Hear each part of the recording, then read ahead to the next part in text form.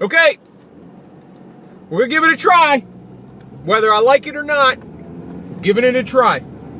Okay, so this is probably just gonna end up being a test of crappy audio 101.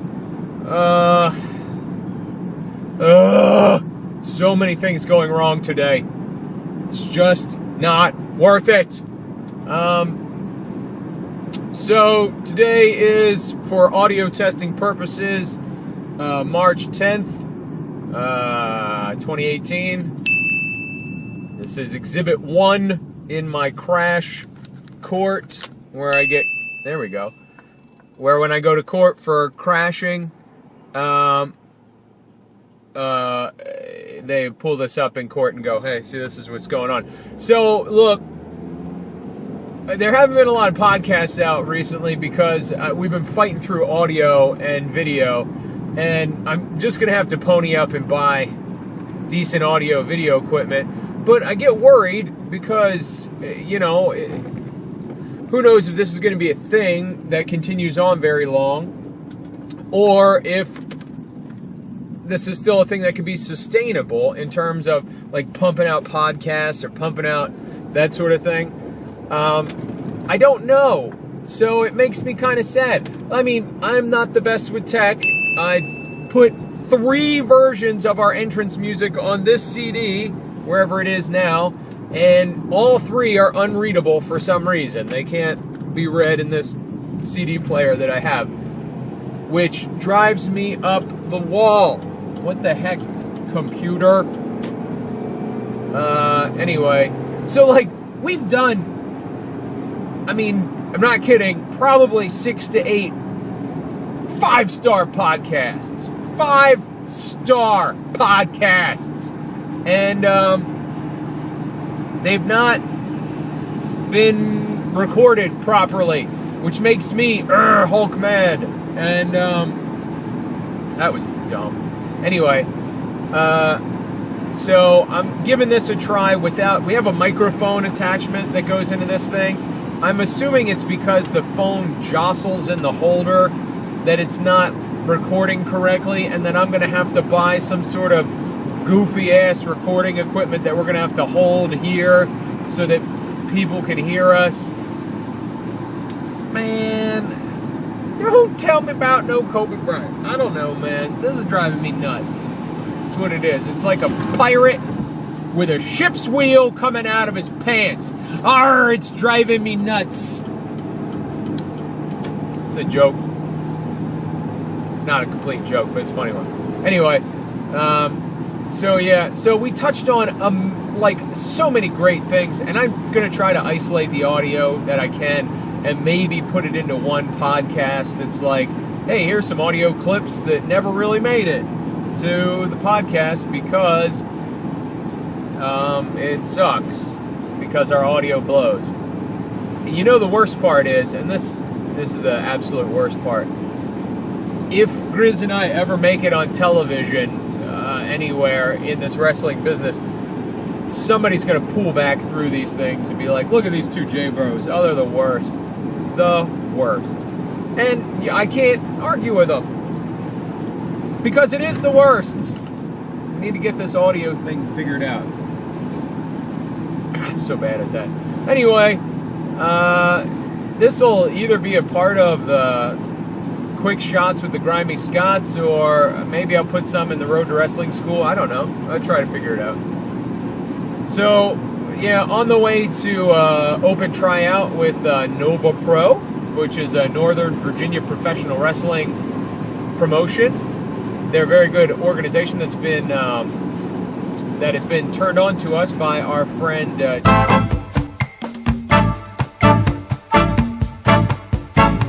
some point. Maybe I'll probably beep that out so he's kayfabe. But anyway, yeah. So we're gonna go down there. I don't know if we're the only tag team. I don't know if they'll split us up. I don't know if they'll have us wrestle 2 dudes who are put on a team. I don't know. We'll find out though, and we'll go at it. We very well could wrestle the Riot City's Most Wanted. They're a pretty good tag team in the area. They've been wrestling with Fight Pro for a while, and I've seen some of their stuff, looking pretty good. So we'll see how it goes. I've been watching a lot of tape recently, and match to watch, Madison Square Garden, 1991, Ric Flair v. Rowdy Roddy Piper. Piper must have did a face turn before that because crowd was loving him up. Ric Flair was also in his prime at that point. We all seem to forget how great Ric Flair looked in his prime. He was so big. He was a beefy guy. They built him at 240. I mean, clearly not 240. I mean, I don't know, maybe 220. That might not be a stretch. The extra 20 pounds is made up in 5 kilos of coke that he was smuggling in his trunks, I guess. I don't know. But yeah. So yeah, there's that. But good match. Nice back and forth flow to it. Piper did some real neat stuff outside the ring. He was getting tossed out of the ring and then immediately popped back into the ring. It's some of those things, those tropes that you have to remember to turn on their head, which makes you memorable. I watched a dude wrestle AJ Styles in, I don't know whether the YouTube thing said it was the YouTubes, the YouTubes, those things. On the YouTubes, it was it said his final indie match. I don't know if it was or not, but regardless, AJ Styles' final indie match. He wrestled some dude that I don't know, clearly, because he was wrestling AJ Styles at a packed house somewhere in Ohio, I guess, or I don't know, making up where they're from. But so, again, this guy turned on its head the idea of the headlock shoulder tackle trope that's in wrestling. And we all know that is, we'll lock up, collar and elbow, somebody will grab the headlock, the guy who's inside the headlock will muscle them both to the ropes. He'll run off, push the dude off of his head, using that momentum to get him to release him from the headlock. That guy will spring off the ropes, boom, shoulder tackle, bam, and down he goes. And then you can do step over, you can do leapfrog after that, you can peel back, you can kip up. There's a ton of things you can do from there. But clearly, tackle, drop down, and then step over is the trope that everybody knows. But what happened was, okay, so boom, AJ Styles with collar and elbow lock up. They did some pretty neat chain in the beginning, which was nice. Good reversals by AJ Styles, and also good reversals by this other dude, who I'll put his name up somewhere, or maybe a link to the match, if this even goes on YouTube, in the YouTubes. Anyway, but so what he did was, so boom, collar and elbow, headlock AJ Styles, headlocks the dude.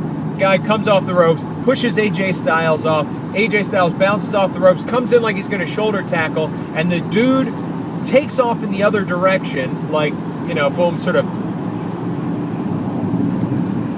perpendicular to him, and boom, and pops out of the ring, and he's like, I'm super smart, I didn't fall for that old thing, which we all saw coming. We saw the shoulder tackle coming because we've seen it a gazillion times. So he pops out of the ring. That's a good way to turn that on its head, So he took that drop down, get it again, or that, the shoulder tackle spot, and boom, he walked out of it. Everybody knows that it's a thing that happens, and it should happen, and that's kind of like, we all accept that as a thing that happens in wrestling. And he turned it on its head. Very interesting moment. Made me think, wow, that was pretty cool. That guy did something neat, something different. So finding those moments to to make that work for your character, work for the story within the match. But tell you honestly, I didn't see much story in the match other than AJ Styles was highlighting why he's phenomenal and why this other dude was not. That was the story of the match. That was it. AJ Styles put on a clinic of how awesome he was, and this other guy was keeping up. He was doing a good job. They put on a decent match. A lot of back and forth, no real like, oh, we're going to work the back, or I'm going to work this. Now, so like, that thing, and Al Snow Al Snow supports this. You don't have to continually do that, 7 stages of death match, or the 7 steps match, or your shine, heat, comeback, finish. Shine, heat, comeback, finish. Those are 4 steps. So 7 steps, falsy.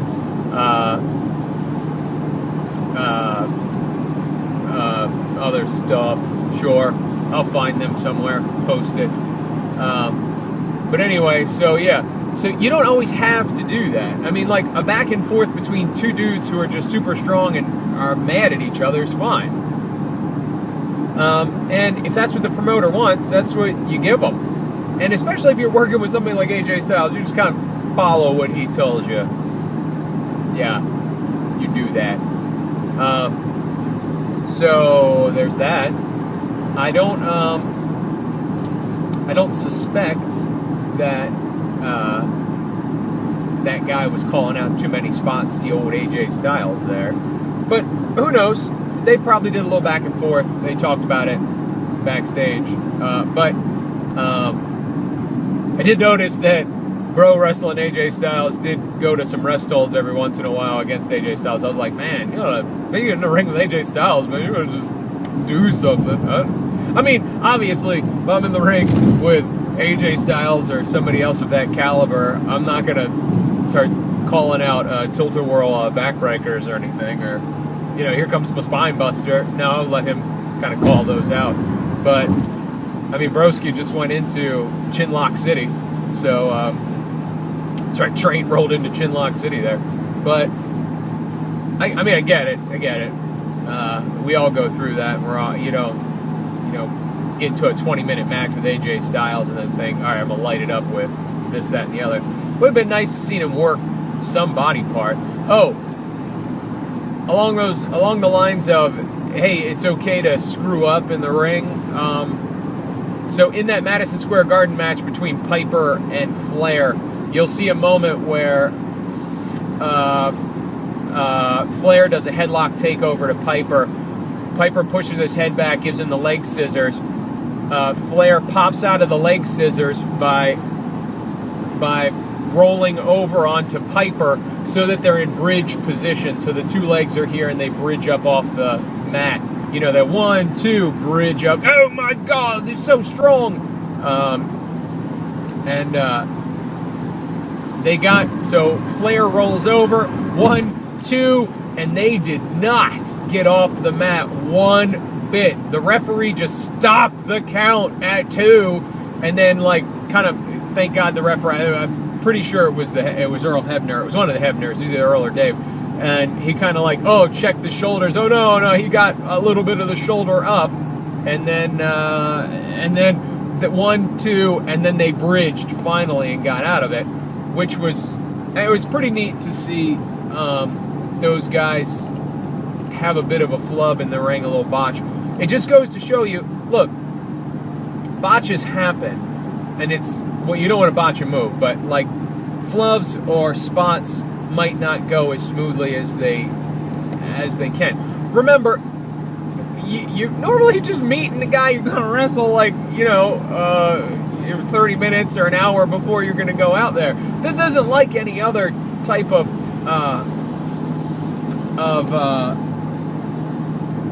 theater. This isn't like a type of theater where you have months to rehearse or even weeks or hours beforehand. You normally get together with your opponent maybe a half an hour before, and you go, okay, well, what do you do? What do we do? Let's try to put, what do they want? It's a very, very stressful, very odd proposition to be in, or position to be in. So it's not going to always look super crisp. You're gonna have moments that you just do. It just doesn't look good, or something happens. We had a moment in our last match where normally it just looks, normally crisp as a freshly cut piece of celery broken in half. Where Grizz takes the stick, he's got a large stick, he's got clubber, which is huge. This thing is like, it's got to be like 25 pounds of tree trunk or whatever it is. I don't know, big old stick. I have that little tiny beater, little billy club that I made. So he takes that stick. Normally I'll pick up the other guy. I'm going to take the stick. The other guy will peel off. Boom. He socks me in the head. Oh my God. The other team tosses him out of the ring. They get the 1, 2, 3 on me. Okay. No sweat. Keeps us strong. We didn't lose by a pin. We didn't lose by, submission. We lost because we cheated and we got hit in the head with a stick. So we normally do that really well, and boom, we try to do it. We watch the roving camera on this match we were in, and man, did it look horrible. Man, it looked like junk. Looked like he missed by a mile. He didn't. It was close enough, close-ish. And on the hard camera, in which we were working towards, it'll look fantastic when they edit it together. But right now, in the roving, because they did one of these things where they did it on Facebook Live, which, okay, it was a pretty cool idea. Like the color announcer was walking around with Facebook Live, and boom, and he was doing each match with it, which was neat. It was super cool, but it just didn't look good on that angle. So Facebook Live, okay, it looked like smush, but when they'll edit it together, because we did it hard cameras area, it'll look great. And again, remember, guys, you got to protect yourself. I'm not taking a club to the head unless I'm getting paid a ton of money, which would be nice, but I'm not. The end goal here is eventually to get enough notoriety to where we could open a training center of our own and do, boom, have a setup, 2 rings, weight area, that kind of thing. We'll find out one day. But those spots get messed up. Ric Flair and Piper in their prime, they messed up the bridge spot. Okay, that happens. But what are you going to do? You just keep on keeping on. Nobody, in the modern day, people harp on it. There's 1,000 reviews, and you can see it on Facebook and all this stuff. And guys, everybody knows it's fake. No, but we're not fooling anybody anymore. Kayfabe era is dead. We could, you can kayfabe the idea that you don't like each other, and you should, and you can kayfabe the idea that you're not, that you're hurt. Yeah, you should look like that. We're selling them a show. They're seeing a show where dudes do incredible things. But I don't know. I'm gonna try to get into some philosophy here, where what I think is pro wrestling, where I think it's going. And this would be a question that I would ask any star that I sit in there, or anybody who's been in the business long enough. Their opinion. Where do you think pro wrestling is going?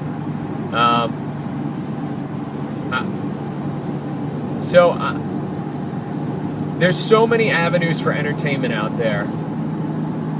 You can't get people out of there. To get people to a live wrestling event takes a lot.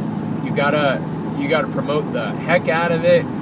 You gotta build an audience for it. It's not something that you could just go, hey, I'm gonna plunk down $10,000. I'm gonna get a ring. I'm gonna buy a license to promote. I'm gonna do wherever you're at. Or I'm gonna rent a place for a year, and then boom, by the end of the year I'll be making serious dough. Hello, here we come. If that's the only thing in your town, you might be able to get away with that. People now have cars, we now have cable television, and it's cheap. You're not gonna beat the WWE. Nobody is. I mean, the WWE will beat itself. Let me say that. They will overstretch themselves, and they will beat themselves. I foresee them taking a step back in their live flagship events, their Raws and their SmackDowns, because they're not selling out those arenas anymore. I mean, sure, I bet they're making the money in merch. I bet they're making the money in all their other deals and everything, but they're not selling out the arenas, man. And it's partly because there is so much competition out there for pro wrestling, for people's dollars. We're all competing against all entertainment and all, everywhere you spend your money. People got to buy gas for their car. People have to have insurance. People have to have a place to live. You're not going to bring people out to that live event if they don't have the money to do it. So, also you need the right mix of talent, the right mix of ideas, the right mix of things. I think it can be done on the local level. I think the indie wrestling can be done on the local level. And you see NXT is doing what should be done. It's tough, and it's a business, so it's really hard. It's not just put it up, throw some wrestlers on a card, and let's see how it goes. With indie wrestling, you've got to be savvy with Facebook. You've got to be savvy with a YouTube channel. You've got to be savvy with different revenue streams. MCW does a good job of it. They do a great job of it. They have Rage TV, which is a subscription a subscription service. They've got their live events. They've got their YouTube channel. They've got their training center. They're doing a lot to bring the people in and to keep money going in the organization. But you've got to, if you're going to run a local event, and this is where I think wrestling is going, is that you've got to be super savvy with the storylines you run. You have to run storylines. You can't just put in, hey, we're bringing in you might be able to get away with it in a one horse town. Hey, we're bringing in Road Dogg Jesse James, and he's going to wrestle our top guy, and we're going to see how it's going to go. Okay, great. You can do that. You might be able to get away with it once. You might draw some people. Oh, Road Warrior Hawk is coming in. Is he the one that's dead? I don't know. Maybe it's Animal. One of them's dead. My bad.